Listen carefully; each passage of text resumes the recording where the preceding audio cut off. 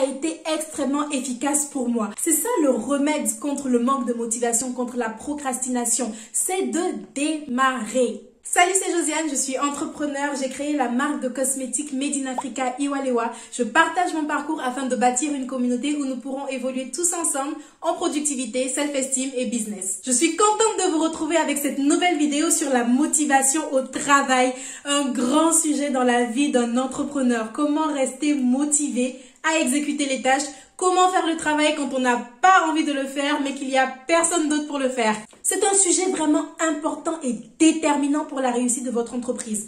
La motivation va nourrir votre productivité qui va ensuite engendrer des résultats qui, à son tour, va nourrir la motivation. C'est un cercle vertueux et si vous le brisez, vous risquez de vous mettre dans un état psychologique vraiment destructeur. Dans cette vidéo, je vais vous présenter 5 méthodes pour rester motivé à travailler, pour accomplir les tâches qui doivent être accomplies quand elles doivent être accomplies. Ces méthodes, bien sûr, peuvent être implémentées toutes ensemble. Je vais notamment m'appuyer sur des leçons que j'ai apprises dans la formation La méthode des 90 jours de Stan Leloup de Marketing Mania ou alors des études de Mel Robbins. Sans plus tarder, c'est parti pour la vidéo. La première méthode pour lutter contre le manque de motivation est d'en trouver la cause. Si vous n'avez pas du tout envie de travailler, il y a forcément une raison à ça. Et trouver cette raison va vous aider à mieux comprendre votre situation, à savoir déjà contre quoi exactement vous vous battez. Régler la cause profonde d'un mal sera toujours plus efficace que d'essayer de camoufler les conséquences. Plusieurs choses peuvent expliquer votre manque de motivation. La première est le stress d'accomplir la tâche en question. Plus une tâche va être décisive, importante pour votre business et plus vous aurez du mal à l'accomplir. Elle va vous générer du stress que celui-ci soit conscient ou non. Vous aurez envie de faire tout un tas de choses à la place, des choses beaucoup moins importantes bien sûr. Tout ça pour vous donner l'impression de travailler alors qu'en fait non, c'est juste une autre forme de procrastination. Toujours pour aller dans cette logique, la seconde cause du manque de motivation peut être la peur de l'échec. Imaginons que ça fasse des mois que vous vouliez lancer votre chaîne YouTube. Mais à chaque fois que c'est le moment de filmer, vous avez une excuse. Ah non, c'est pas le bon moment, je n'ai pas le temps, ce n'est pas ma priorité ces temps-ci, etc. Et si le problème, c'était tout simplement que vous aviez peur que ça ne marche pas. Vous avez peur que les gens ne regardent pas, que les gens n'aiment pas vos vidéos, qu'on vous fasse des critiques négatives. Et si le problème, c'était juste ça? Posez-vous, voyez ça en face et essayez de trouver une solution plutôt que de vous chercher des milliers d'excuses. La troisième cause qui peut justifier un manque de motivation peut être tout simplement un manque de confiance en soi. Si vous remarquez, toutes les raisons que je suis en train de vous donner là, elles sont liées quelque peu. Et c'est souvent en rapport avec vos propres pensées. Vous êtes capable d'accomplir ce que vous avez envie d'accomplir. Personne ne vous barre la route à part vous-même et vos spéculations. Et si je fais ci et qu'il se passe ça, vous ne pourrez jamais deviner ou contrôler ce qui va se passer quand vous allez poser une action, mais vous pouvez contrôler votre action. Donc, faites ce que vous avez à faire et en fonction des résultats qui sont réellement obtenus, pas ceux que vous avez imaginés, mais ceux qui sont vraiment arrivés, vous allez réagir en fonction. La quatrième et dernière raison, très courante également, c'est que vous n'aimez tout simplement pas la tâche qu'il y a à accomplir. Même si votre cœur de métier vous passionne, et c'est très important, vous serez forcément amené à faire des tâches importantes, mais que vous n'aimez pas du tout. Un bon moyen de lutter contre ça est de comprendre l'enjeu de la tâche en la liant à un objectif. Dans la précédente vidéo sur comment organiser ses journées, j'ai donné un exemple. Par exemple, si vous n'aimez pas communiquer sur les réseaux sociaux, vous avez du mal à faire ce travail-là. Mais si vous vous dites, j'ai un objectif par mois qui est de 150 ventes et que communiquer sur les réseaux sociaux vous apporte par exemple 50 prospects, directement, vous aurez un petit peu plus d'aisance à faire ce travail parce que vous saurez l'enjeu. Vous saurez que, c'est là, je dois poster sur Facebook ou sur Instagram une fois par jour parce que c'est comme ça que je vais atteindre mon objectif de chiffre d'affaires. Donc, si vous liez votre tâche à un objectif qui est important, crucial pour vous, ça va plus vous motiver. Deuxième manière de rester motivé à travailler, c'est de s'organiser. Toujours dans la précédente vidéo, je vous ai fait un gros dossier sur le sujet. S'organiser, savoir à l'avance ce qu'on va faire et pourquoi on va le faire, c'est primordial. Ça va vous permettre de vous préparer psychologiquement. Vous savez, moi, je conditionne mon cerveau. Surtout quand il y a des tâches que j'ai pas envie d'accomplir, je me dis, ok, je me pose le soir, je dis à mon cerveau, écoute, Demain, il y a quelque chose qu'on doit faire, c'est très important, on va pas aimer ça, ça va être difficile, mais il faut le faire. C'est clairement de la préparation mentale. La troisième manière de rester motivé à travailler, je l'ai tout simplement nommée la règle des 5 secondes. C'est Mel Robbins qui est une animatrice motivatrice qui a créé cette règle des 5 secondes.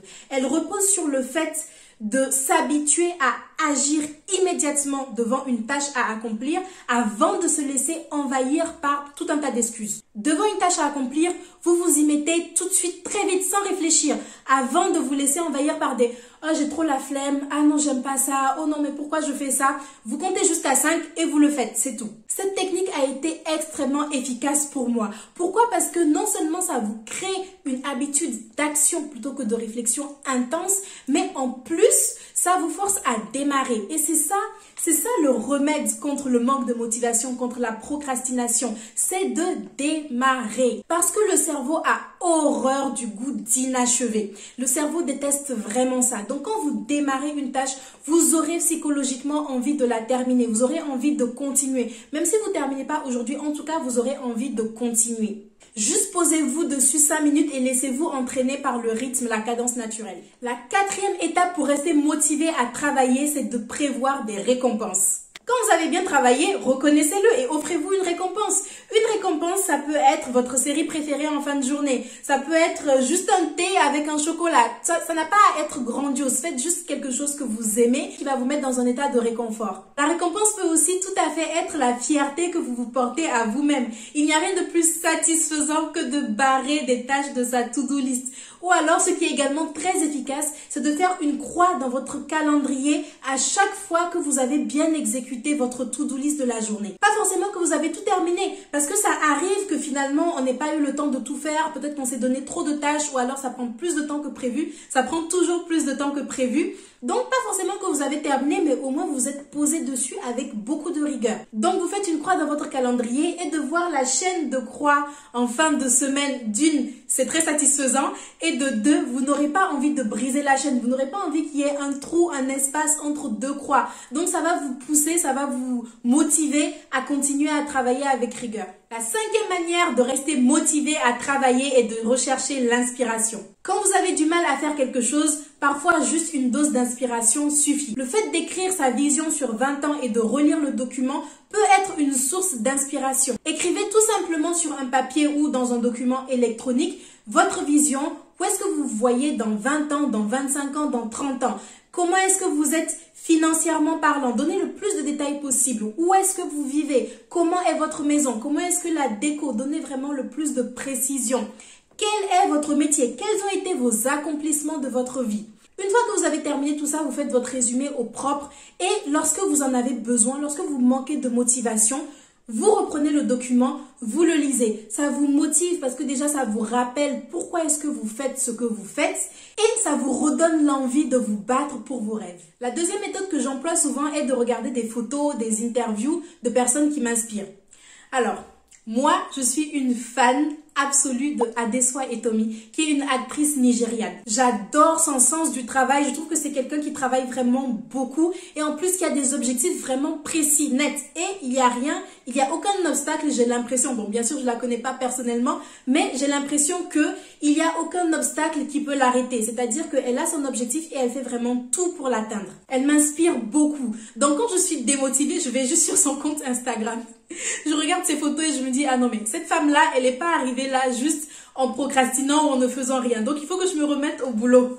Je peux aussi aller regarder des images inspirantes de choses que je voudrais obtenir ou alors des choses qui me ramènent psychologiquement à un objectif que je vais me fixer. Ça peut être des photos de n'importe quoi. Ça peut être une belle maison, ça peut être une grande salle de bain, ça peut même être des cookies dans une jarre parce que moi j'aime bien les choses rangées comme ça, ordonnées, alignées. Donc ça peut même être ça, peu importe, tant que psychologiquement ça me ramène à un objectif que je me suis fixé. En bonus, sixième méthode pour rester motivé à travailler, c'est de faire des pauses.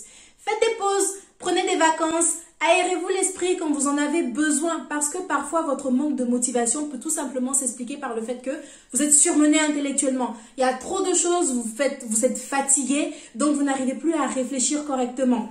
Prenez votre souffle, reposez-vous pour mieux redémarrer.